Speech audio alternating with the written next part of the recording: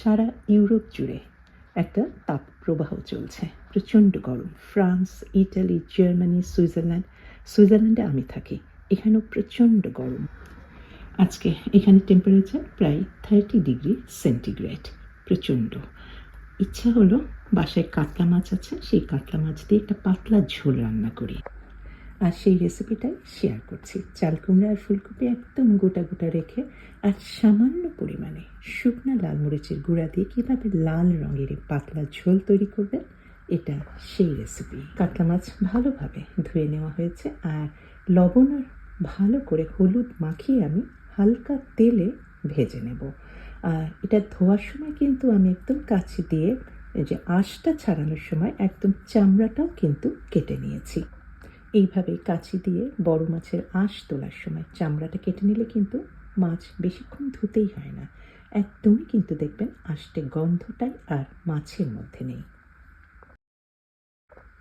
রান্নায় আমি খুব সামান্য তেলই দিয়েছি, নর্মাল সাদা তেল, তবে সর্ষের তেল দিয়ে কিন্তু রান্নাটা করতে পারেন। পেঁয়াজ কুচি দিলাম, 2-1টা দিয়েছি, কাঁচামরিচ একটু ঝালের জন্য দিয়েছি। আর খুব বেশি কিন্তু লাল করব না, জাস্ট একটু নরম হয়ে এসেছে যখন, তখন দিয়ে দিলাম পেঁয়াজের মধ্যে কালো জিরা, ধরেন আধা চা চামচের মতো, আর সিকি চা চামচের মতো দিয়েছি সাদা সর্ষে, গোটাটা দিয়েছি। এটার সাথে কিছুক্ষণ জাস্ট ভেজে নেব, যাতে এর অ্যারোমাগুলি তেলের মধ্যে ছড়িয়ে যায়।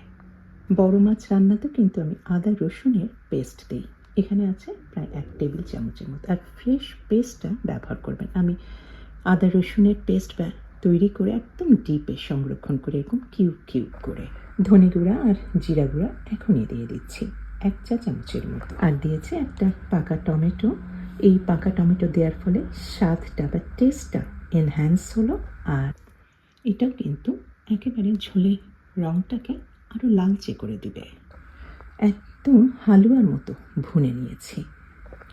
খেয়াল রাখবেন একদমই যেন আর কোনো পানি না থাকে, হালুয়ার মতো হয়ে গিয়েছে। এখন আমি দিয়ে দিচ্ছি সবজিগুলি। এর মধ্যে আছে এখানটায় চাল কুমড়ো একটু বড় করে কেটেছি আঙুলের মতো করে, ফুলকপি আর শিম।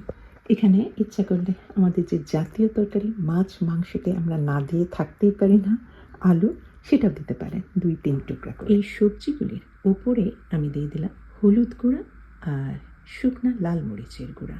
লাল রঙের মশলাগুলি সবচেয়ে শেষে দিয়েছি।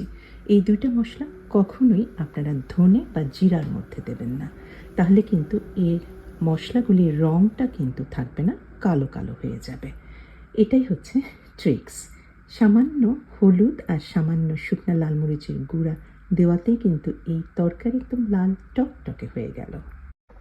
5-10 মিনিটের মধ্যে আমি দেখলাম ফুলকপি কিন্তু আধা সেদ্ধরও বেশি সেদ্ধ হয়ে গিয়েছে। এখন আমি শুধু ফুলকপিটা তুলে নিলাম, যাতে ফুলকপি একদমই ভেঙে না যায় তরকারির মধ্যে। আর তারপরে ভাজা মাছগুলি সব দিয়ে দিয়েছি, আর খুব বেশিক্ষণ লাগবে না, জাস্ট চাল কুমড়া আর শিমটা ভালোভাবে সেদ্ধ হলেই কিন্তু আমার তরকারি হয়ে যাবে। আর প্রায় 5-6 মিনিটের মধ্যেই হয়ে গিয়েছে। এখন আবার ফুলকপিগুলি অ্যাড করে দিয়েছি। দারুণ হয়েছে এই গরমে মাছের পাতলা ঝোল। তবে আপনারা এই মাছ রান্নায় সামান্য 1-2টার মতো কাঁচা আমের টুকরা দিতে পারেন, গরম কিন্তু একটু টক স্বাদটা খুব মুখে লেগে যায়। রান্না সম্পূর্ণ শেষ হয়ে গেলে 3-4টার মতো কাঁচামরিচ একটু ফেরত দিয়ে দেবেন সুগন্ধের জন্য। আজকে এই পর্যন্তই, সবাই ভালো থাকবেন।